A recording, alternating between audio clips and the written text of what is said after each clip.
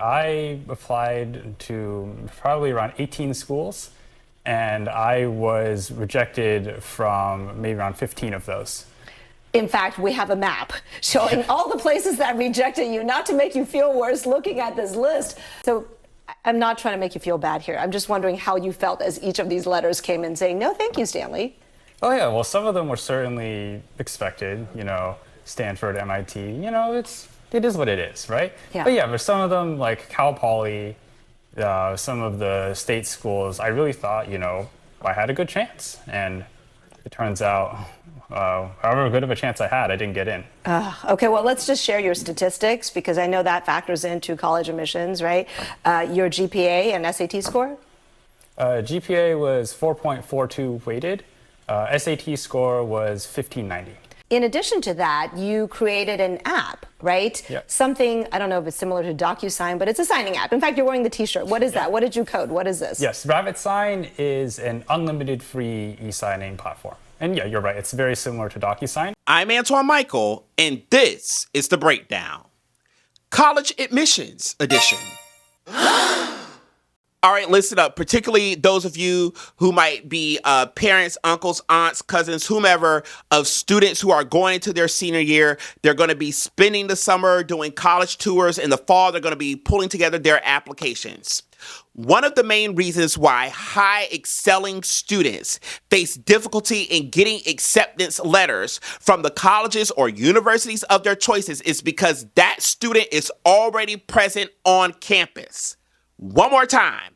One of the reasons that high excelling students will oftentimes get rejection letters is because that student already exists on campus. And if you are submitting an application that only reflects 4.0 plus GPAs, all of these test scores that fly through the roof, you took AP courses, and you have all of these extracurriculars, that student already exists on campus. If all of your essays do nothing but point back to all of the work that you've done to get that 4.0, those excelling test scores, and what you've done in your AP courses, in your extracurriculars, that student already exists.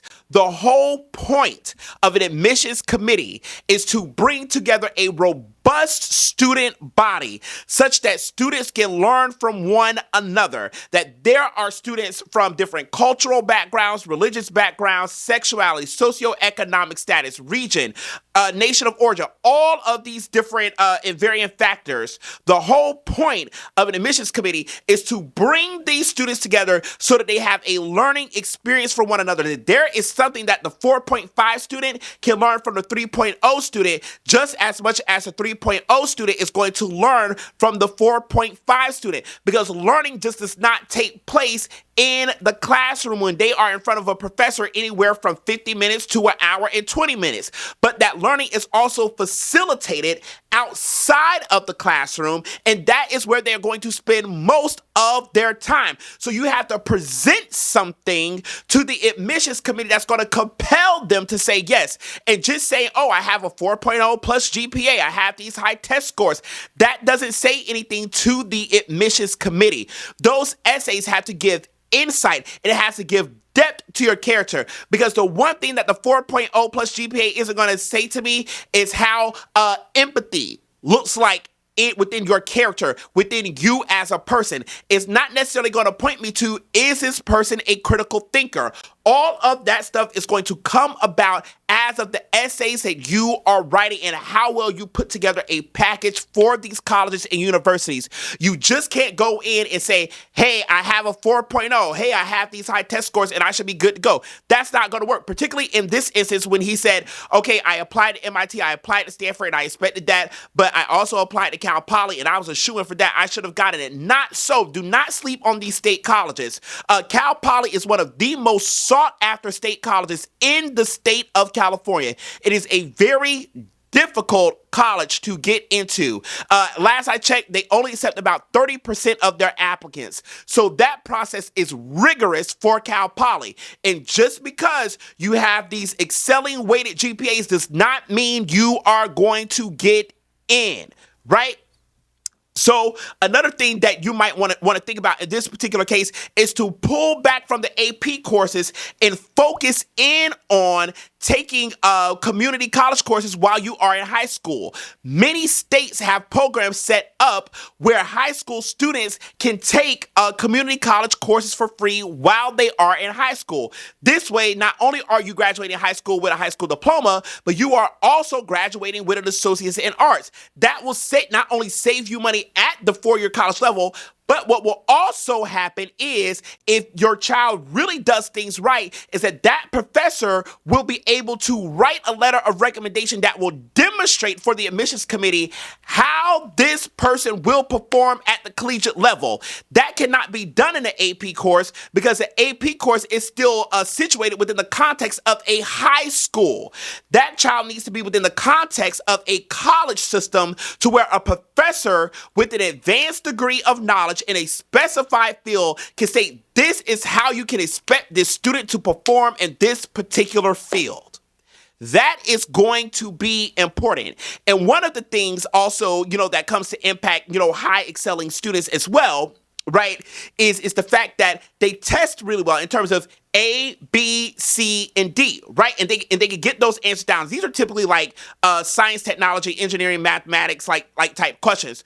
But how does that map onto the social sciences, the humanities, right? That is going to matter. Why? Because you have to take all of these prerequisite courses before you can get to your core classes. And before you get to your core classes, not only do you have to take these prerequisites, you got to pass them, right? So all of these things must be taken into consideration.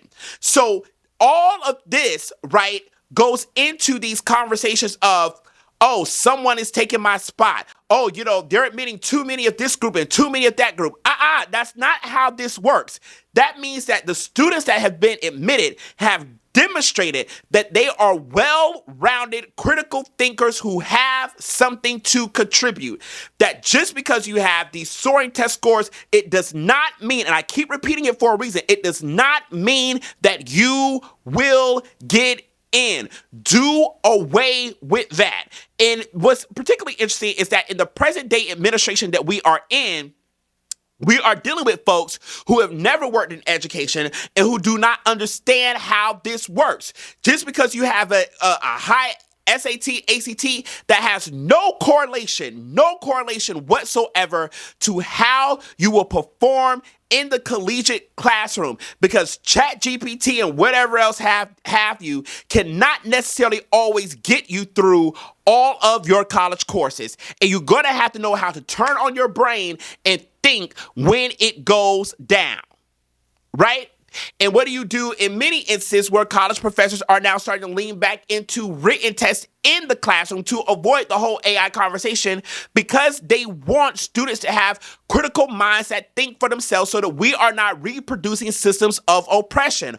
All of these things tie into one another. And this also is implicated within our public learning systems, because we are educating students to a test as opposed to educating students to be well-rounded, well-versed, and how to read and write and all of those things, how to deal with the social sciences, how to deal with the humanities, right?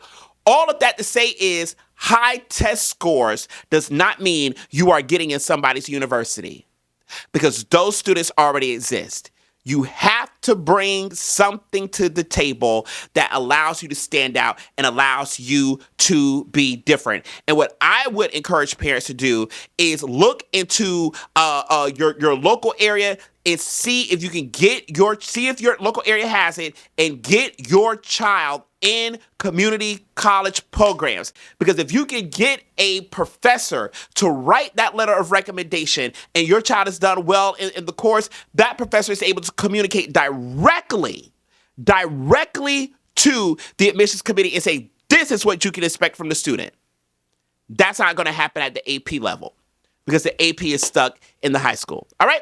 So these are things to think about as we are navigating through the summer. This is a different type of breakdown. This is just some advice. You ain't got to take my word for it, but check it out and you will see.